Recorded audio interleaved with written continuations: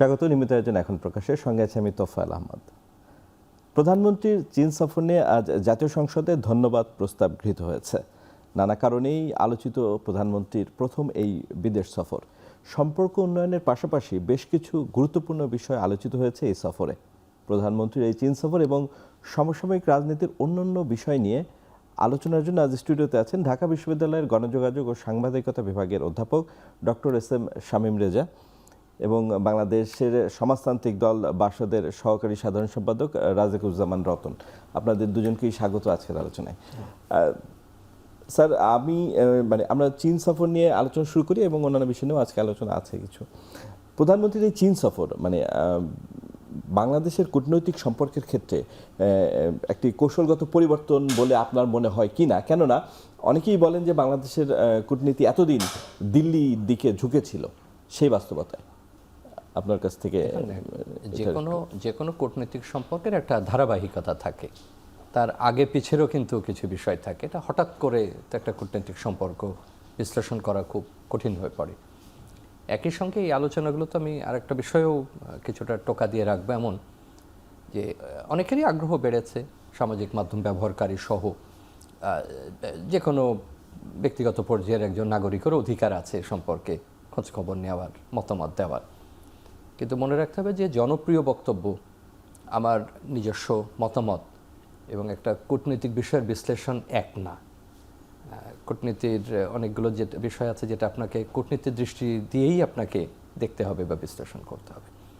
এই সফরকে ঘিরে এত রকম বার্তা আমরা লক্ষ্য করছি, ব্যক্তি পর্যায় থেকে, গণমাধ্যমের দিক থেকে, এমনকি যে দেশে গেছেন সেখানকার গণমাধ্যম, আবার যে দেশের তুলনায় কেউ কেউ বলছেন এই সফরকে যে একটা পরিবর্তন, তাদের গণমাধ্যম, সব কিছু মিলে আসলে পথটা খুঁজে পাওয়া একটু বেশ কঠিন। আপনার প্রশ্নের যদি প্রাথমিক প্রতিক্রিয়া এইভাবে বলি, কিন্তু আপনি যেটা বললেন যে কৌশলগত পরিবর্তন, আমার মনে হয় যে এটাই একটা ভালো শব্দ। আপনি হঠাৎ করে বলতে পারবেন না যে একটা শিফট হয়েছে। এটা কমপ্লিট শিফট যদি হয় তাহলে আপনাকে অনেক দিন ধরে পর্যবেক্ষণ করতে হবে এবং অনেক দিন ধরে একটা রাষ্ট্রের সঙ্গে সম্পর্কে একটা বিশেষ পর্যায়ে গেলে আপনি হয়তো বলতে পারবেন যে এই অবস্থায় এতদিন ছিল, সেখান থেকে এই অবস্থায় আসছে। এটা স্নায়ুযুদ্ধের সময় বলাটা যত সহজ ছিল, এখনকার দিনে এতটা সহজ না। এবং স্মরণ রাখতে হবে যে বিশ্ব একটা পরিবর্তনের দিকে যাচ্ছে, বিশ্ব ব্যবস্থাও একটা পরিবর্তনের দিকে যাচ্ছে। এবং স্নায়ুযুদ্ধ শেষ হবার পরে বা সোভিয়েত ইউনিয়ন ভেঙে যাবার পরে আমরা এককেন্দ্রিক বিশ্ব দেখছিলাম বলে মনে হচ্ছিল, এবং 1-2 দশকের মধ্যে এটা এখন বহু কেন্দ্রিক। কেন্দ্র শব্দের আবার একাধিক অর্থ হতে পারে, এটার ঠিক আমি বলছি না যে মাল্টিপোলার এখনও হয়ে উঠেছে, কিন্তু বহু কেন্দ্র তৈরি হচ্ছে। এবং লুকিয়ে রাখবার কিছু নেই, যুক্তরাষ্ট্র তো বড় কেন্দ্র আছেই, চীন একটা বড় কেন্দ্র, আঞ্চলিক শক্তি হিসাবে ভারত একটা গুরুত্বপূর্ণ বিষয়, ব্রিক্সের একাধিক দেশ আছে, তারা গুরুত্বপূর্ণ বিষয়, ইউরোপের কেউ কেউ অবস্থা খারাপ থাকলেও তাদের একটা বিশেষ দিক আছে, মধ্যপ্রাচ্যের উপসাগরীয় অঞ্চল যেটা যুদ্ধের কারণে এই মুহূর্তে ক্ষতিগ্রস্ত, তারাও উন্নয়নের একটা বিশেষ জায়গায় পৌঁছেছিলেন। তো সব মিলে বিভিন্ন জোট তো আছে। এরকম বাস্তবতায় বাংলাদেশের জন্য নিঃসন্দেহে অনেক দিন ধরেই আলোচনাটা হচ্ছিল যে এমন একটা পথ খুঁজে বের করা যে আমরা বহুপাক্ষিক কূটনীতির দিকে গেলে আমরা বেশি লাভবান হব কিনা। এবং ধরুন ছোট উদাহরণও যদি দিই, রোহিঙ্গা, আমরা রোহিঙ্গা সংকট কিন্তু চীনকে দিয়েও চেষ্টা করেছি, ভারতের প্রসঙ্গ আমরা বিভিন্ন সময় আলোচনা করেছি, পশ্চিমাদের প্রসঙ্গ আলোচনা করেছি, কিন্তু আমরা কিন্তু সমাধান করতে পারিনি। এবং আমরা সমালোচনা করেছি যে সম্ভবত আগের সরকার একটু বেশি একমুখী হয়ে পড়াতে হয়তো অন্য শক্তিগুলো আসতে আগ্রহ দেখায়নি। তার মানে সেখানেও বহুপাক্ষিক প্রয়োজনীয়তা রয়েছে। আর সবচেয়ে বড় জিনিস হলো এখন যে বাস্তবতায় এসে আমরা দাঁড়িয়েছি, তাতে আমাদের যে বিনিয়োগ প্রয়োজন, আমাদের যে কর্মসংস্থান প্রয়োজন, আমাদের উন্নয়ন কাজগুলো এগিয়ে নিয়ে যাওয়া, এবং বিশেষ করে পানি ব্যবস্থাপনার যে আলোচনাটা এবার বিপুল পরিমাণে আলোচিত হয়েছে, সেইটা লুকিয়ে রাখার আর কোনো বিষয় নেই। আমাদের এই ভৌগোলিক অবস্থান, বদ্বীপ টিকিয়ে রাখতে গেলে পানি ব্যবস্থাপনায় যেতে হবে। কারণ সেটা যদি খুব বেশি মাত্রায় একপাক্ষিক কোনো সম্পর্কের কারণে অর্জিত না হয়, তাহলে তো আমাকে অন্য পক্ষের কাছে যেতেই হবে। এটা যেমন সত্যি, একই সঙ্গে আপনি যে কথা বলছিলেন যে কৌশলগত পরিবর্তন কিনা, দেখেন আমরা তো পশ্চিমের সঙ্গে সম্পর্ক ছিল, পশ্চিমের সঙ্গে সম্পর্ক তো এখন আছে। আপনি মার্কিন যুক্তরাষ্ট্রের সঙ্গে অন্তর্বর্তীকালীন যে চুক্তি করেছে, সেই চুক্তিকে আপনি ফেলে দিতে পারছেন, সেই চুক্তিও বহাল আছে। আপনার প্রতিবেশীর সঙ্গে খুব 2-1টা বিষয় বাতিল হওয়া ছাড়া বড় আকারের মংলা পোর্টের বিষয়টা হয়তো তাদের এই যে জায়গাটা দেওয়া হয়েছিল যেটা এখন বিশেষ ইকোনমিক জোন চীন করবে, এগুলোর বাইরে তো খুব বড় আকারের আপনি একেবারে দৃশ্যমান কোনো কিছু বাদ দেননি। তো আমার মনে হয় যে এটা বাংলাদেশে একটা কৌশলগত অবস্থান তৈরির চেষ্টা করছেন বলে মনে হচ্ছে বর্তমান সরকার, এটা এক।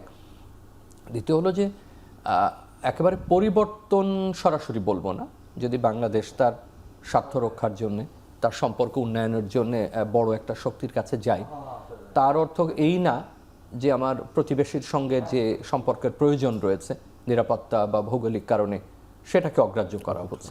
আমি মনে করি যে দুটোকে মিলিয়ে আমাদের দেখা প্রয়োজন। ধন্যবাদ ডক্টর শামীম রেজা। জনাব রাজিকুজ্জামান রতন, আপনি নিশ্চয়ই আপনার স্মরণে আছে যে বর্তমান প্রধানমন্ত্রীর পিতা প্রয়াত রাষ্ট্রপতি জিয়াউর রহমান তিনি নিজেও সরকার প্রধান হিসেবে প্রথম বৈদেশিক সফরে চীনেই গিয়েছিলেন। অনেকে বলছেন যে পিতার পদাঙ্ক অনুসরণ করলেন বর্তমান প্রধানমন্ত্রী। ব্যাপারটা হয়তো এরকম নয়, কিন্তু আপনি বিষয়টিকে কিভাবে দেখছেন?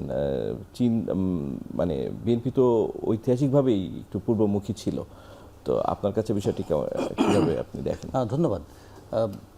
প্রফেসর শামীম ঠিকই বলেছেন যে পররাষ্ট্রনীতি এমন কোনো জিনিস নয় যে আমি পেন্সিল দিয়ে লিখছিলাম, হঠাৎ করে রাবার দিয়ে মুছে আবার নতুন করে লিখতে শুরু করলাম।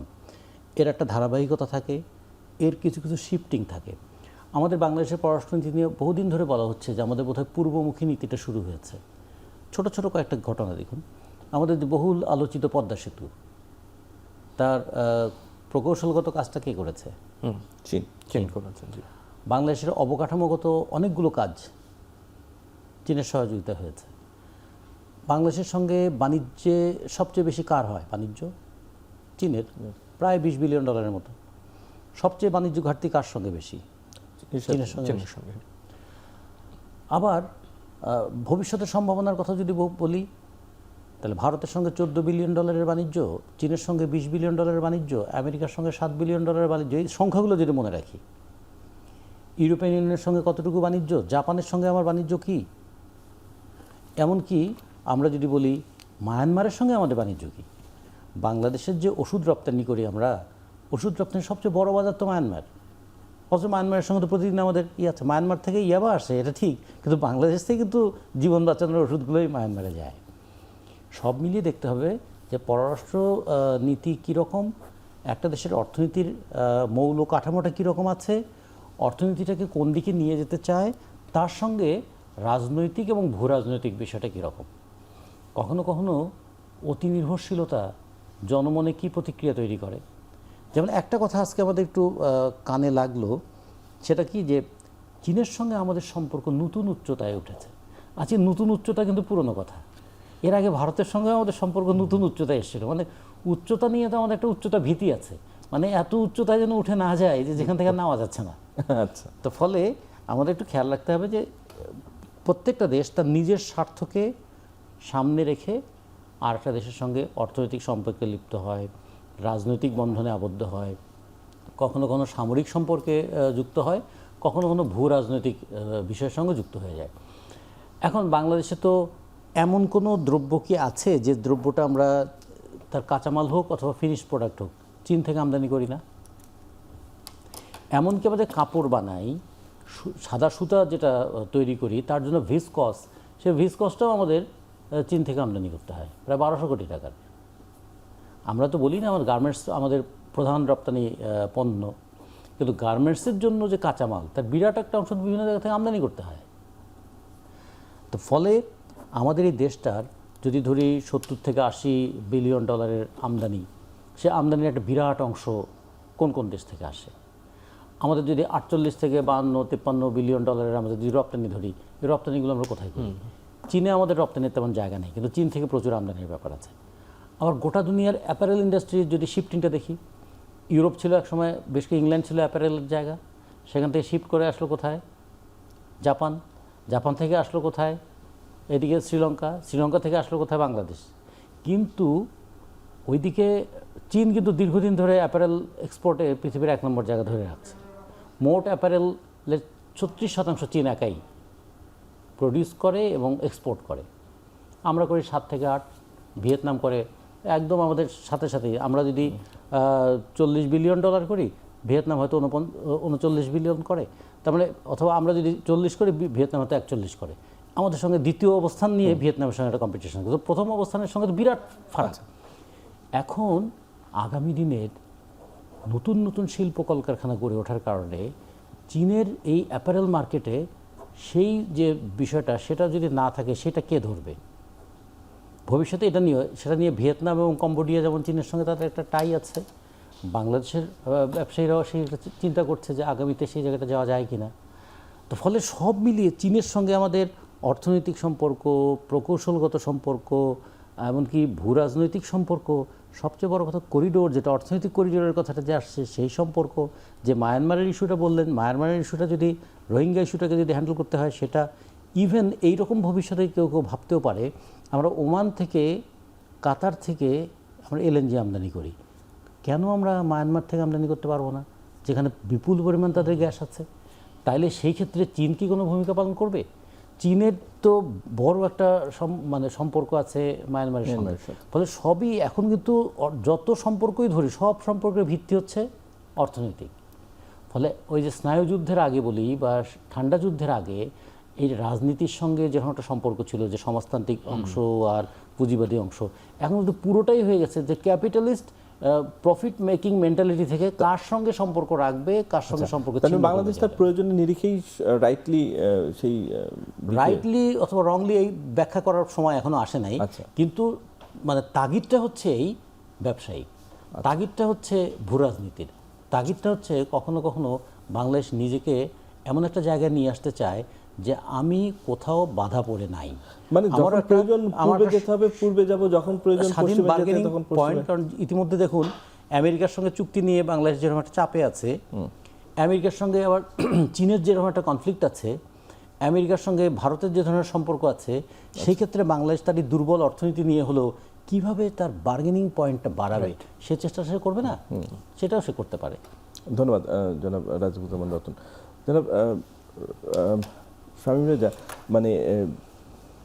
রতন ভাই বলছিলেন যে চীন মায়ানমার বাংলাদেশ অর্থনৈতিক করিডোরের ইস্যুটি এবারের সফরে অন্যতম আলোচিত বিষয়। এবং আপনি জানেন যে এর আগে 90-এর দশকে বাংলাদেশ, চীন, ভারত, মিয়ানমারে BCIM নামে একটি করিডোরের প্রস্তাব ছিল, কিন্তু সেটিকে এগিয়ে নেওয়া যায়নি এবং পরবর্তীতে ভারতকে বাদ দেওয়া হয়েছিল। তো এখন আবার নতুন করে বাংলাদেশ, মিয়ানমার, চায়না করিডোরের কথা আসছে। মায়ানমার বা রাখাইন স্টেটের যে অবস্থা, আপনার কি মনে হয় যে এই চীন, মিয়ানমার, বাংলাদেশ অর্থনৈতিক করিডোর আসলে বাস্তবসম্মত একটি প্রকল্প, এটাকে এগিয়ে নিয়ে যাওয়া সম্ভব হবে? দেখুন, এই সফরে যতগুলো সমঝোতা স্মারক স্বাক্ষর হয়েছে এবং এগুলো কি কি বিষয় সেটা আমাদের এখন পর্যন্ত জানার উপায় হচ্ছে আমরা জয়েন্ট কমিউনিকে থেকে বা যৌথ ঘোষণা থেকে জানতে পেরেছি, যেটা ওয়েবসাইটেই আছে। চীনের পররাষ্ট্রমন্ত্রী বলেছেন এবং সফরের সময়ও তার মুখপাত্র আমাদেরকে বিভিন্ন সময় জানিয়েছেন। আপনি কিন্তু এটা বিস্তারিত এখনো জানেন না, অনেকগুলো প্রস্তাবের আকারে। আমরা এই ডকুমেন্টসগুলোকে বাংলায় সবগুলোকেই চুক্তি বলতে পারি, কিন্তু সবগুলো একরকম না। এর মধ্যে পরিকল্পনা থাকতে পারে, এর মধ্যে একবারে সমঝোতা থাকতে পারে, বা আরও হয়তো বিস্তৃত আলোচনা থাকলেও থাকতে পারে। যেমন ধরুন সামরিক বিষয়, চীনের সঙ্গে আমাদের দীর্ঘ সামরিক সরঞ্জামাদির এবং প্রশিক্ষণের চুক্তি রয়েছে। এখন এই মুহূর্তে এই সামরিক বিষয় নিয়ে আলোচনা করা খুব কঠিন, কারণ আমরা এগুলো বিস্তারিত আমরা জানি না। উনি যাবার আগে তিস্তার একটা আলোচনা আমরা শুনেছিলাম, কিন্তু এই সফরে কিন্তু আমরা এমন কোনো আভাস পাইনি যে তিস্তা নিয়ে বিরাট বিস্তৃত কোনো পরিকল্পনার কথা আমরা শুনিনি। কিন্তু অন্য যেটুকু আমরা বুঝতে পেরেছি, আমি আসছি আপনার ওই প্রসঙ্গে, যে সেখানে নদী ব্যবস্থাপনা, পানি ব্যবস্থাপনা, এটার খনন, রক্ষণাবেক্ষণ, এগুলো নিয়ে সেখানেও কিন্তু অনেক প্রশ্ন আমাদের এখনও আছে। যেমন ধরুন পানি বন্টন চুক্তি ভারতের সঙ্গে, তাহলে কি আমার কাছে অগুরুত্বপূর্ণ? মোটেই না। আমাকে তো পানি পেতে হবে, পানির বন্টনটা তো আমাকে নিশ্চিত করতে হবে। এই পাশে উজানে যেগুলো আমরা করবার চেষ্টা করছি তার জন্য পানির প্রয়োজন হবে। এমনকি আপনি যদি বর্ষা মৌসুমটাও মাঝখানে রেখে দুই পাশের অন্য দুটো ঋতুর কথা চিন্তা করেন, সেটার জন্য সমান গুরুত্বপূর্ণ। এমনকি বর্ষার সময়ও অতিরিক্ত পানি ভারত যদি উজান থেকে ছেড়ে দেয়, তাহলে তো আপনার এই প্রকল্প যথেষ্ট ক্ষতিগ্রস্ত হওয়ার সম্ভাবনা আছে, এবং আপনার কতটুকু সে দেবে, কতটুকু দেবে না। তো সেখানে যদি আপনি প্রশ্ন তোলেন, আপনি এখনই আমরা বিস্তারিত না জেনেও কিন্তু অনেক প্রশ্ন তুলতে পারি, যে এই যে নদীর সংকোচন করে আনা হবে, তারপরে বন্যার এটা কি হবে, এটা কতখানি বাস্তবসম্মত হবে, এবং পানি বন্টন ছাড়া আমার এই পরিকল্পনা আসলে শেষ পর্যন্ত হবে কি না। তার মানে এমন হতে পারে ভবিষ্যতে চীন হয়তো উজানে তার পরিকল্পনা বাস্তবায়ন করবেন, আবার আমাকে হয়তো ওই পক্ষের সঙ্গে আবার আলোচনা করে আমাকে হয়তো বহুপাক্ষিক একটা আলোচনায় যেতে হতে পারে। তো একই রকম যদি আপনি এই যে বাণিজ্যিক অঞ্চল বা যে যুক্ততার কথা বলা হচ্ছে মিয়ানমারের সঙ্গে, আমি মনে করি যে এখানে আমাদের প্রশ্ন তো আছেই, যে যেখানে আপনি এই প্রদেশে, আরাকান প্রদেশেই এখন অত্যন্ত জটিল অবস্থা, মানে এতবার পরিবর্তন হয়েছে, সেখানে একবার মনে হচ্ছে যে বিদ্রোহী বা সরকার বিরোধীরা প্রায় নিয়ে ফেললো, যে এটার আর বেশি সময় বাকি নেই। আমরা এই অনুষ্ঠানেও বহুবার আলোচনা করেছি যে আমাদের তখনকার সরকার কতটুকু যুক্ত হওয়া প্রয়োজন, না প্রয়োজন, নন স্টেট অ্যাক্টরদের সঙ্গে যুক্ত হবে কিনা। এখনও তো পরিস্থিতি পরিবর্তন হয়নি, এবং সেখানে রোহিঙ্গা তো একমাত্র ইস্যু না, সেখানে আরও ইস্যু আছে। আবার চীনের সঙ্গে তার অসাধারণ সম্পর্ক। এখন আপনি একটা করিডোর তৈরি করছেন বাণিজ্যিক কারণে, তাহলে তো তারও কিছু কৌশলগত মাত্রা আছে, তারও কিছু সামরিক অসামরিক প্রশ্ন উঠতে পারে, তারও কিছু জিওপলিটিক্যাল ইস্যুজ উঠতে পারে, যে আপনি একটা ভোলাটাইল অঞ্চলের মধ্যে দিয়ে রাস্তা নিয়ে যাবেন, সহজ ভাষায় যদি বলি, এবং সেই অঞ্চল থেকে আমাদের বিপুল সংখ্যক জনগোষ্ঠীকে এক্সপেল করা হয়েছে, বা যারা এখানে এসে আশ্রয় নিচ্ছেন, এবং সেখানে এখনো যুদ্ধ পরিস্থিতি বিরাজ করছে, তাহলে এটা কতখানি বাস্তবায়নযোগ্য। আবার আগের যে প্রকল্পের কথা আপনি বললেন, সেটা 3 দেশ ছিল, ত্রিদেশীয়, 4 দেশ। সেখানে ভারতের দিক থেকেও কিছু বক্তব্য ছিল, এবং তখনকার আলোচনাগুলো যদি দেখেন, আমাদের যারা এই বিষয় নিয়ে কাজ করেন তারা তখন রুট নিয়েও কথা তুলেছিলেন, যে ভারতের ভেতর থেকে এইভাবে না গিয়ে আমাদের কক্সবাজারকে এইভাবে যুক্ত করলে ভালো হবে। আলোচনা যে কারণে হোক এটা থেমে যায়। প্রস্তাবটা তখনও চীনের দিক থেকে বেশি মাত্রায় ছিল। এখন আপনি 2-3 দেশ হচ্ছে এখন যদি হয়, তো সেইটার ব্যাপারেও যে ভবিষ্যতে ভারত কথা বলবে না এমন আপনি নিশ্চয়তা দিতে পারেন না। আবার আপনি যদি মনে করেন যে না, ঠিক আছে, আমি আমার কক্সবাজার এবং অন্য যে সমস্ত অঞ্চল আছে যুক্ত করে আমি করব, সেটা প্রশ্নও থাকবে, উদ্বেগও থাকবে, কিন্তু বাস্তবায়নটা নির্ভর করবে যে আসলে যখন আপনি এটার বিস্তারিত বিষয় জানবেন। আমি এখানে একটা কথা বলে ছেড়ে দিচ্ছি, যে এই আলোচনার সঙ্গে কিন্তু ওই আলোচনাও আছে যে বঙ্গোপসাগরে তার উপস্থিতি, মংলাতে যখন, এবং ভারত মহাসাগরে। তো সেইটা এখন আপনার কাছে বিষয়টা যতটা অর্থনৈতিক মনে হচ্ছে, যতটা সুবিধাজনক মনে হচ্ছে, যে ভারত মহাসাগরে চীনের উপস্থিতি, বঙ্গোপসাগরের উপস্থিতি, সেটা দীর্ঘমেয়াদে এখনো তো পশ্চিমের সঙ্গে আমার গভীর সম্পর্ক। আপনি কি IMF এর সঙ্গে সম্পর্ক ছিন্ন করেছেন, বা বিশ্ব ব্যাংকের সঙ্গে সম্পর্ক ছিন্ন করেছেন? আপনি তো গতকালই সংবাদ আছে যে বিপুল টাকা ঋণের সম্মতি আমরা পেতে যাচ্ছি IMF থেকে। তো বঙ্গোপসাগর এবং ভারত মহাসাগরে চীনের উপস্থিতি নিয়ে মার্কিন যুক্তরাষ্ট্রের বক্তব্য আছে, ভারতের বক্তব্য আছে। সুতরাং আপনি এই প্রশ্নগুলো যখন আমরা উত্থাপন করি, তখন মনে রাখতে হবে যে এখন সম্ভবত সময়ের নিরিখে আমরা আমাদের বাণিজ্য বিনিয়োগটাকে বেশি গুরুত্ব দিচ্ছি। সেটা আনোয়ারাতে বিশেষ বাণিজ্যিক জোন হোক, বা মংলা বন্দর, কারণ আমাদের এটা দরকার, আমরা এটা ছাড়া পারবো না। কিন্তু দীর্ঘমেয়াদে এর অন্য কৌশলগত বিষয়েও আমাদের মনোযোগী হতে হবে, এবং আমরা কি করে সামলে চলবো এই বড় শক্তিগুলোকে, সেটাও আমাদের দেখতে হবে। ধন্যবাদ ডক্টর শামীম রেজা। আমাদের একটা বিরতি নেওয়ার সময় আছে, বিরতির পরে এসে আমি রতন ভাই আপনার কাছে আসবো। দর্শক, আমরা একটা বিরতিতে যাচ্ছি, ফিরে আসছি একটু পরে।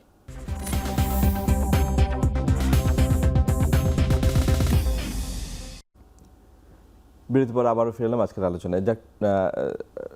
রাজিকুজ্জামান রতন, আমরা বিরতির আগে চীন, বাংলাদেশ, মিয়ানমার অর্থনৈতিক করিডোর নিয়ে আলোচনা করছিলাম। আপনি পূর্বে আলোচনা করার সময় বলছিলেন যে চীন এবং বাংলাদেশের যে বাণিজ্য ঘাটতি আছে, এই ধরনের করিডোর হলে পণ্য আনানো এবং রপ্তানি আমদানির যে সুবিধাগুলো তৈরি হবে। তো আমাদের তো অনেক এখানে একটা ভিন্ন চিত্র যদি আমরা উল্লেখ করি, সেটা হচ্ছে যে বাংলাদেশের অনেক পণ্যেই চীনে কিন্তু শুল্কমুক্ত প্রবেশাধিকার আছে, কিন্তু তারপরও বাণিজ্য বাড়ছে না, কারণ ওই পণ্যগুলোর প্রয়োজন নাই। আর যেই ডেফিসিটটা আছে, ট্রেড ডেফিসিট, এটা দিন দিন বাড়ছে। তো এই করিডোর আসলে আমাকে কতটুকু সুবিধা দেবে, চীনকে কতটুকু সুবিধা দেবে? আমরা অনেকেই হাততালি দিচ্ছি বটে, কিন্তু আসলে এর বিপরীত চিত্রটাও তো ভাবা উচিত নয় কি? আমরা অনেক সময় একটু সমস্যায় পড়ে যাই, যখন তো বলি যে আমাদের দেশ, তখন আসলে বলতে হয় আমাদের দেশের স্বার্থ বলতে কি আমরা ধনীদের স্বার্থের কথা বলছি, না সাধারণ মানুষের স্বার্থের কথা বলছি? আচ্ছা, আমি বিদেশি বিনিয়োগের জন্য খুব আশাবাদী। তা বাংলাদেশ থেকে যে টাকাগুলো পাচার হয়ে গেল, সেগুলো ঠেকাতে পারলাম না। বিদেশি বিনিয়োগ দিয়ে আমি কি মানে ফুটা পাত্রে কী জিনিস ঢালবো বলুন? আমি বাইরে থেকে বিনিয়োগ কত আনবো? 2 বিলিয়ন, 3 বিলিয়ন, 4 বিলিয়ন ডলার? তা বছরে প্রতি বছর তো 12-13 বিলিয়ন ডলার করে আমাদের হচ্ছে। এমনকি 2025 সালেও সুইস ব্যাংকে আমাদের বাংলাদেশিদের সক্ষমতা এবং আমানত দুটোই তারা বেড়েছে। এই টাকাটা কোথা থেকে গেল, কিভাবে গেল? বাংলাদেশি বংশোদ্ভূতদের তারাই তো রেখেছে এখানে। আচ্ছা, তারপরে এই সময়কালীন আমাদের দুর্নীতি কি কমেছে? কমে নাই। ফলে যখন বিদেশি বিনিয়োগের জন্য আমরা খুব আশা দেখি, তখন আসলে এই বিনিয়োগটার ফলাফলটা জনগণ কতটুকু পাবে। আমরা স্টেট টু স্টেট রিলেশনের কথা বলি, তার আগে একটু ছোট্ট করে বলে নেই, চীনের আগে কিন্তু তিনি মালয়েশিয়ায় গিয়েছিলেন। তা মালয়েশিয়া আমাদের প্রধান ইস্যুটা ছিল কি, আমাদের 10 লক্ষ মানে শ্রমিক আছে মালয়েশিয়াতে, এর বাইরেও আনডকুমেন্টেড অনেক শ্রমিক আছে, সে বিষয়ে কিন্তু খুব একটা আলোচনা এলো না। তার মানে মালয়েশিয়া অবজার্ভ করছে যে বাংলাদেশের সঙ্গে প্রসঙ্গটা বোধহয় উঠেছে, কিন্তু খুব ভালো কিছু হলো না এখানে, কারণ ওরা এখনো শ্রমবাজারটা আমাদের বন্ধ আছে। তার মধ্যে কি আছে দেখুন, সরকার বলেছে 69,000 টাকা লাগবে মালয়েশিয়া যেতে, কিন্তু মালয়েশিয়াতে আসলে খরচ তো 5 লাখ টাকা লাগে। তাহলে আমাদের এই শ্রমিক ওইখানে গিয়ে শ্রম দিয়ে এসে টাকা পায় না, আর আমাদের এখান থেকে যারা পাঠায় তারাও তাকে শোষণ করে, মানে আমরা দ্বৈত শোষণের শিকার হচ্ছে আমাদের শ্রমজীবী মানুষরা।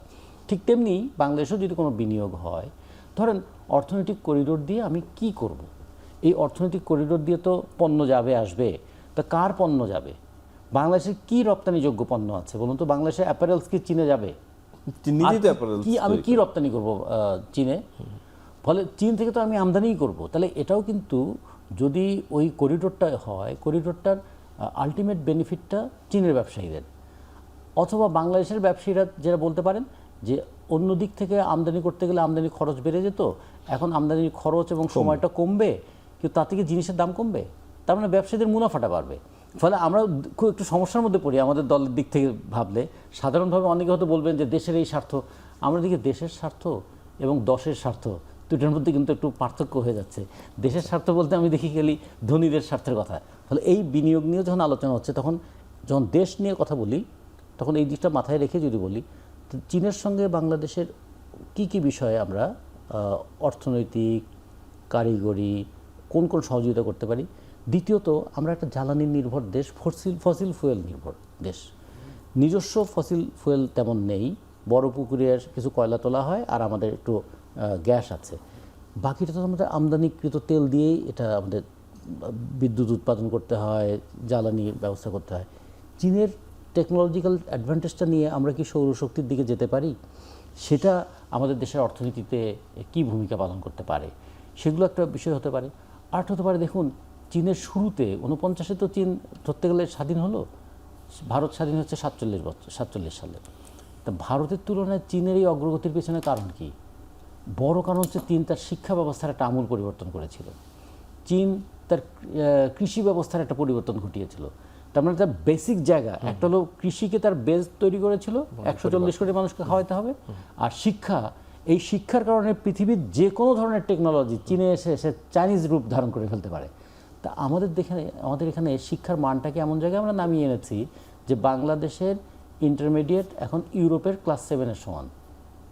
তাহলে এই শ্রমশক্তি বাইরে পাঠিয়েই বা আমি কি আর্ন করতে পারি, নিজের দেশেই বা উন্নত টেকনোলজির সঙ্গে কীভাবে কোপ আপ করাতে পারি। তো চীনের কাছ থেকে যদি এগুলো শিক্ষা নিতাম, যদি নেই যে আমাদের মানে শিক্ষার মানটা বাড়াতে পারি কীভাবে, শিক্ষার দক্ষতাটা বাড়াতে পারি কীভাবে। মানে আমাদের চীনের একটা বড় প্রবাদ আছে, এরকম কি, কাউকে যদি তুমি দাওয়াত করে ভালো করে মাছ খাইয়ে দাও, তার তুলনায় তাকে যদি মাছ ধরাটা শিখিয়ে দাও, তাহলে দাওয়াত করে তুমি একবেলা খাওয়াবে, কিন্তু মাছ ধরাটা শিখিয়ে দিলে সে বহুদিন খেতে পারবে। চীন কিন্তু এটা মেনে চলে, সে কারণে সে সবসময় খেয়াল করে একটা দক্ষ জনশক্তি গড়ে তোলার ক্ষেত্রে। আমরা কি চীনের এটা শিখবো, নাকি চীন থেকে ফ্রম পিন টু প্লেন সব আমদানি করবো? তাহলে আমরা আমদানি নির্ভর একটা দেশে পরিণত হব, নাকি উৎপাদন সক্ষম একটা দেশে পরিণত হব? উৎপাদন সক্ষমতার জন্য আমার স্বাস্থ্যের ক্ষেত্রে বরাদ্দ কী, আমার শিক্ষার ক্ষেত্রে বরাদ্দ কী, আমার কৃষিতে বরাদ্দ কী? কেন বাংলাদেশের কাঁচামরিচ ভারত থেকে আমদানি করতে হবে? কেন চীন থেকে আমার পেঁয়াজ নিয়ে আসতে হবে? কেন আদা এবং রসুন আমাকে চীন থেকে আনতে হবে? এগুলো নিয়ে আমাদের ভালো আলোচনা করা উচিত। কিন্তু আমরা আলোচনার মধ্যে উপরের বড় বড় জিনিসগুলো আলোচনা করছি, কিন্তু আমাদের নিজেদের অবকাঠামো তৈরি করা, অর্থনৈতিক ভিত্তিটা তৈরি করার বিষয়টা খুব ভালো আসছে না। তারপরে যেটা আসে, ভারত এবং চীন বিশ্বের কিন্তু একটা খুব গুরুত্বপূর্ণ বিষয়। একটা তো জনসংখ্যার দিক থেকে, আর একটা হচ্ছে তার সামরিক শক্তির দিক থেকে, আর হলো অর্থনৈতিক শক্তির দিক থেকে। চীন তো পৃথিবীর এখন দ্বিতীয় পার হওয়ার প্রতিযোগিতায় আছে, তৃতীয় এবং চতুর্থতে থাকছে অর্থনৈতিক দিক থেকে, সামরিক শক্তির দিক থেকেও সে একটা বড় বিষয়। আর সবচেয়ে বড় কথা, বিশ্ব রাজনীতিতে চীন একটা ভূমিকা পালন করছে এইভাবে যে পুতিনও সেখানে এখন আসে, ট্রাম্পও সেখানে আসে। আবার চীনকে কন্টেইন করার জন্য নানা ধরনের কৌশলও আছে। তো সেই জায়গায় আমরা চীনের কাছ থেকে কি সহযোগিতাটা নিলে বাংলাদেশের অর্থনীতিটাকে একটা সাস্টেইনেবল ইকোনমিতে রূপান্তরিত করতে পারবো, বাংলাদেশের অর্থনীতির যে বৈষম্য আছে, আয় বৈষম্য, ভোগ বৈষম্য এবং ব্যয় বৈষম্য, এই বৈষম্যটা দূর করতে পারবো। ছোটো এইটুকু বলে শেষ করি, গিনিস সহগ অনুযায়ী চীনের বৈষম্য হচ্ছে 0.35 আর আমাদের হচ্ছে 0.49, মানে আমরা হচ্ছে চূড়ান্ত বৈষম্যের জায়গায় আছি। তো চীন তো একটা সহনীয় জায়গা আছে, তাহলে আমরা কি চীনের কাছ থেকে এই শিক্ষাটা নেব যে কীভাবে আয় বাড়বে কিন্তু বৈষম্য বাড়বে না? আমাদের তো মাথা পিছু আয় ঘোষণা করলাম বাজেটের সময়, দেখা গেলো সরকার ঘোষণা করলো আমাদের $3020 হচ্ছে আমাদের মাথা পিছু আয়। আমরা মাথা পিছু আয় ভারতের চেয়ে বেশি, আমাদের পাকিস্তানের চেয়ে বেশি, অথচ এখন গার্মেন্টস শ্রমিকের সর্বনিম্ন মজুরি হচ্ছে 12,500 টাকা। তো ফলে এই যে একদিকে মাথায় আয় আছে হাতে নাই, এই যে বৈষম্যের একটা জায়গাগুলো আছে, এগুলো কিভাবে দূর করতে পারি সেটাই আমাদের শেখা দরকার। ধন্যবাদ রাজিকুল কামাল রতন।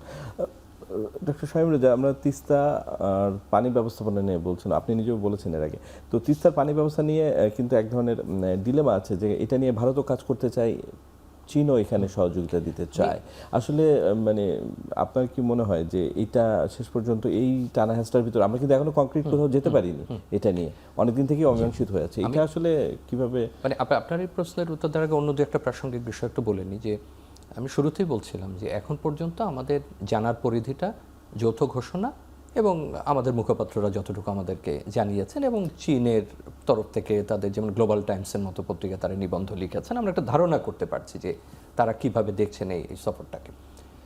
সাংবাদিক সম্মেলন যখন করবেন আশা করছি সরকার প্রধান, তখন আমার মনে হয় যে অনেক প্রশ্ন করা যাবে এবং আরও জানা যাবে হ্যাঁ যে জায়গাগুলোতে আমরা এখন আলোচনা করছি। শুধু এখানেই শেষ নয়, এটা পরবর্তীতে যখন আরও কার্যকর রূপ দেবে, অর্থাৎ এটার একটা যখন পুরোপুরি কাঠামো তৈরি করা হবে যে কিভাবে বাস্তবায়িত হবে, তখন এটার পূর্ণচিত্রতা আমাদের কাছে প্রকাশিত হবে। এর আগ পর্যন্ত দেখবেন অনেক আলোচনা হবে, বিশ্লেষকরা লিখবেন, যারা এটার আরও গভীর জানেন তারাও বলবেন, কিন্তু আসলে প্রকৃত চিত্রটা পেতে গেলে যে এই সমঝোতা স্মারকগুলো আসলে কি কি জিনিস করার ক্ষেত্রে আমাদের দুই পক্ষ এক ধরনের ঐক্যমত্যে আসছেন, সেটা সময় লাগবে। আমি তার আগে খুব দ্রুত একটা কথা বলি, এটার গুরুত্ব যেভাবে দেখি সফরের, এটা রাজনৈতিক সরকার, এটা নির্বাচিত সরকার, তার প্রথম বিদেশ সফর মালয়েশিয়া এবং চীন, সেটা নিঃসন্দেহে একটা গুরুত্ব বহন করে। দীর্ঘদিন ধরে আমরা মনে করছিলাম যে আমাদের নিরাপত্তার বিষয়, আমাদের পররাষ্ট্রনীতির বিষয়, আমাদের বৈদেশিক বিষয়গুলো বহুপাক্ষিক হবার প্রয়োজনীয়তার মধ্যে থেকেও সেটা হয়ে উঠছে না, এবং এটা বহুভাবে আমরা আলোচনা করেছি এবং তার প্রভাব আমাদের পড়েছে। সেইটা থেকে একটা পরিবর্তন আমাদের দরকার ছিল। আপনি শুরুতে যে কথাটা বলছিলেন, এখন হয় কি এগুলো ঠিক শব্দ দিয়ে বোঝানো অনেক সময় কঠিন হয়ে পড়ে, যে এটাকে একেবারেই একটা শিফট, এটাকে একেবারে নতুন একটা যাত্রা। আপনি ওইভাবে যদি চিন্তা করেন তাহলে অনেকগুলো বিষয় আমরা আলোচনা করেছি যেটা পূর্বেও কিন্তু আলোচিত হয়েছে। যেমন ধরুন, চীন যখন প্রস্তাব দিয়েছিল যে বৃহত্তর পরিকল্পনা তিস্তা নিয়ে, তখন ভারত আগ্রহ দেখিয়েছিল যে তাহলে আমরাও এর সঙ্গে যুক্ত হব, তখন চীন আবার সরে গেছে। আপনি যেটা বললেন যে কানেক্টিভিটির কথা বা যে করিডোরের কথা, সেটার আগে 4টা দেশের ছিল ভারত সহ, কোনো একটা কিছু ঘটেছে, এটা কিন্তু আর বাস্তবায়িত হয়নি, আলোচনাগুলো পরবর্তীতে এগোয়নি। তার মানে আপনার আমার যৌথ আলোচনার বাইরেও, স্বার্থের বাইরেও এটা কিন্তু বিভিন্ন সময় উত্থাপিত হয়েছে, তখন যে সরকারই থাক, যে বাস্তবতাই থাক না কেন। ওই জায়গাতে আমরা শুরুতে দুইজনই বলছিলাম যে সবগুলো বিষয় একেবারে নতুন এমনটা কিন্তু বলা যাবে না। এখন এই সরকার প্রধান যখন যাচ্ছেন, এটা তো আগ্রহ থাকবেই, ভারতের তো স্বাভাবিকভাবে এখানে আগ্রহ থাকবে, কারণ যখনই তিস্তার প্রসঙ্গ উঠেছে তখনই ভারত এটার উপরে গভীর দৃষ্টি রাখবে। আপনিও যখন একটা এরকম বিশেষ সুবিধাজনক জায়গায় থাকবেন, আপনার পার্শ্ববর্তী দেশের সরকার প্রধান বা কেউ যখন সফরে যাবেন, আপনিও একই রকম কিন্তু পর্যবেক্ষণে থাকেন। আমরা পর্যবেক্ষণ করি না? মধ্যপ্রাচ্যে যখন যুদ্ধ হয় তখন আমরা পর্যবেক্ষণ করি না আমার শ্রমবাজারের কী হবে, আমার রেমিটেন্সের কী হবে? প্রত্যেকের অবস্থান থেকে পর্যবেক্ষণ করে। এখন এর অনেকগুলো, মানে আপনার প্রশ্নের উত্তর দেওয়ার আগে বলছি যে একটু অপেক্ষা করতে হবে, আপনাকে দেখতে হবে যে আসলে কোন দিকে এটা যাচ্ছে, আলোচনাগুলো কোথায় যাচ্ছে। যেমন বড় দুটোর কথা একটু আগে বলছিলাম, যে আনোয়ারা এবং মোংলা। তো যাই হোক, আপনি যেটা তিস্তার কথা বলছিলেন, আমার যেটা এখন পর্যন্ত ধারণা হয়, যে পরবর্তীতে আরও জানতে পারবো, যে সম্ভবত উজানের অংশে চীনের একটা বড়, আমি এখানে একটা এনগেজমেন্ট লক্ষ্য করছি, বিশেষ করে যেটা বললেন যে এটা নদী শাসন থেকে শুরু করে, বন্যা নিয়ন্ত্রণ থেকে শুরু করে, বিকল্প একটা পানির ব্যবস্থা, তো জল ব্যবস্থাপনার ক্ষেত্রে যদি বলি, খাল খননের মতো বিষয়গুলো, সেইটা এবং বন্যা নিয়ন্ত্রণ, এটা তো চীনের দক্ষতা আছে। একই সঙ্গে রতন ভাইয়ের কথার প্রসঙ্গে আমি বলবো যে আমরা এই আলোচনা যখন ব্যাপকভাবে করছি যে চীনের কাছ থেকে আমি কি পেতে পারি, আমাদের সক্ষমতার আলোচনা কিন্তু আমরা একেবারেই করছি না। যে আপনি আনোয়ারাতে বাণিজ্যিক জন করলেই আপনার কি একমাত্র সব সমাধান হয়ে যাবে, মংলাতে হলেই সব সমস্যার সমাধান হবে? সচল প্রতিষ্ঠানই তো গ্যাস সংযোগ দিতে পারছে না। হ্যাঁ, আমাকে তো আগে সেই অবস্থাটা তৈরি, আমারও তো একটা ক্যাপাসিটি বিল্ডিং এর বিষয় আছে। আপনি এই যে পানি ব্যবস্থাপনা নিয়ে এতক্ষণ করছে, এটা কি পুরোটাই চীন করে দেবে? সে হয়তো এখানে বিনিয়োগ করবে, সে একটা ব্যবস্থাপনা করে দেবে, ঋণ অনুদান কিছু একটা দেবে, আপনাকে তো চূড়ান্ত ব্যবস্থাপনার দায়িত্ব। আপনাকে এখন থেকে আলোচনা শুরু করতে হবে যে এই তিস্তা প্রকল্পে আমার বিশেষজ্ঞ কি পরিমাণে থাকবে বা কতজন থাকবে, আমার প্রকৌশলী থাকবে কিনা, আমার পরিবেশবিদ থাকবে কিনা, সে আলোচনা তো আমাকে করতে হবে। অন্যগুলো রতন ভাই চমৎকারভাবে বলেছেন। আমি মনে করি যে এটা তো উজানের একটা আলোচনা, কিন্তু আমি ওই কথাটা বারবার বলবো যে তার অর্থ কিন্তু এই না যে ভারতের সঙ্গে আমার পানি বন্টন চুক্তিতে এনগেজড হতে হবে না, বা এখন মিয়ানমারের মধ্যে দিয়ে আমরা যে করিডোর তৈরির কথা চিন্তা করছি সেটা যে ভবিষ্যতে আর একটা আঞ্চলিক শক্তি যুক্ত হবে না বা যুক্ত হতে চাইবে না, এটাও কিন্তু আপনি জোর দিয়ে বলতে পারবেন না। তবে ওই অংশটাই আমি মনে করি যে আমরা লাভবান হতে পারি, যেটা তিস্তার আমাদের উজানের অংশের যে ব্যবস্থাপনার কথা বলা হচ্ছে। ধন্যবাদ ডক্টর শামীম। আমাদের আরেকটা বিরতি নেওয়ার সময় আছে। দর্শক, আমরা আরেকটা বিরতিতে যাব, ফিরে আসি একটু পরে।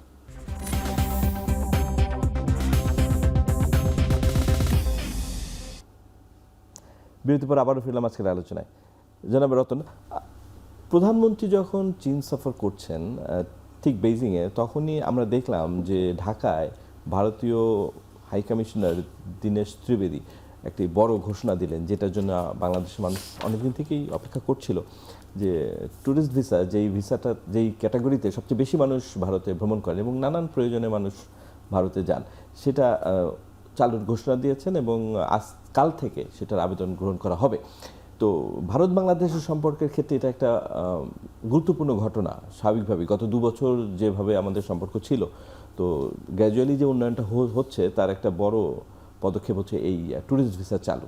তো আপনি কি মনে করেন যে এই যে 5 আগস্টের পর যেই ডেড লক হয়েছিল, সেটা আস্তে আস্তে আমাদের দিল্লির সাথে সম্পর্ক পুনর্গঠনে একটা সিগনিফিক্যান্ট ঘটনা, আস্তে আস্তে সেটা উন্নতির দিকে যাবে? ভারত তার প্রাথমিক কাজটা শেষ করে এখন দ্বিতীয় ধাপে পা রেখেছে। প্রাথমিক ধাপ কি? এন্টি বাংলাদেশ ক্যাম্পেইন করে সে কিন্তু সিকিউর করে নিয়েছে বিজেপি, পশ্চিমবঙ্গ, আসাম এবং ত্রিপুরা। এইখানে ইলেকশনে জেতার ক্ষেত্রে এই সাম্প্রদায়িক কার্ড ব্যবহার করাটা তার দরকার ছিল এবং সে ফলও পেয়েছে। সে ফলটা পেয়েছে। এখন তার আবার চিন্তা করছে সে বাংলাদেশ থেকে প্রায় 22-23 লাখ মানুষ প্রতি বছর ভারতে যেত, বেড়াতে যেত, চিকিৎসার জন্য যেত।